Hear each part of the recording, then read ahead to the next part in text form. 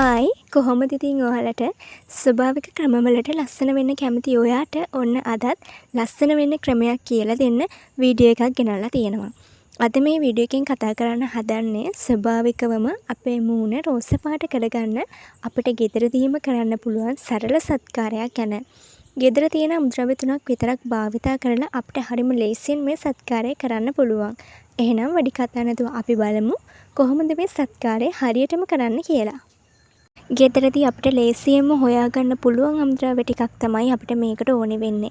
මේකට මුලින්ම අපි ගන්නේ බීට් යුෂ තේ හැඳි දෙකක්. ඒ වගේම කඩලපිටි තේ හැඳි දෙකක් ඕනේ වෙනවා. අවසානයේ අපිට මේකට යෝගට් තේ හැඳි දෙකක් ඕනේ වෙනවා. මේ ෆේස් පැක් එක හරියටම හදාගන්න නම් අපිට මේ අමුද්‍රව්‍ය තුන අනිවාර්යයෙන්ම ඕනේ වෙනවා. ඔයාලා මේ තුනම අඩු කරන්නේ නැතිව ගන්න. මේ සේරම එකතු කරගත්තට පස්සේ දැන් අපි යමු කොහොමද අපේ ෆේස් පැක් එක හරියටම හදාගන්නේ කියලා බලන්න.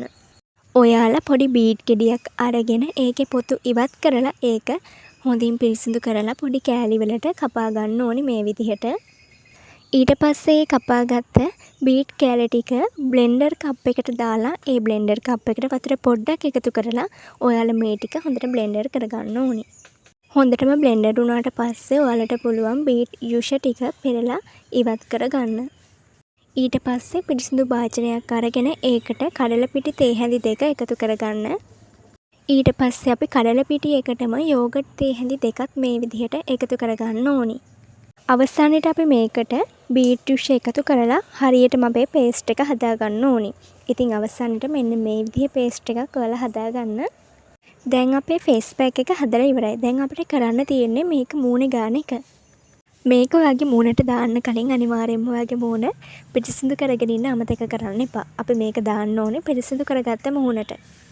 හොඳට පිරිසිදු කරගත්ත මූණේ ඔයාට මේක ආලේප කරගන්න පුළුවන්. අනිවාර්යයෙන්ම ඔයාලා මේක මූණේ ගානකට උඩු අතර මූණට ගා ගන්න අමතක කරන්න එපා.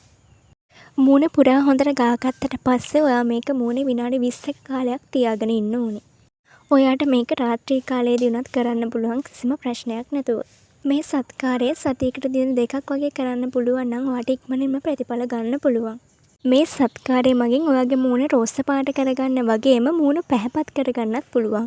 ඒ වගේම ඔයාගේ කුරුලෑ ලප කැලල් නැති කරගන්න. ඒ වගේම ඔයාගේ මූණේ තෙල් ගතිය තියෙනවා නම් ඉතින් ඒක ඉවත් කරගන්නත් මේ සත්කාරය ගොඩාක් ප්‍රයෝජනවත් වෙනවා. සතියට දවස් 2 බැගින් මාසයක් විතර ඔයා මේක කරනකොට ඔයාට අනිවාර්යයෙන්ම මේකෙන් හොඳ ප්‍රතිඵල ලබා ගන්න පුළුවන්. ස්වභාවික සත්කාර මගින් ප්‍රතිඵල ලැබෙන්න කල් ගියත් අනිවාර්යයෙන්ම මේ වගේම ප්‍රතිඵල ලැබෙනවා. ඒ වගේම කිසිම අතුරු ආබාධයක් නැතිව කල් ගියත් ඔයාට ලස්සන වෙන්න පුළුවන්.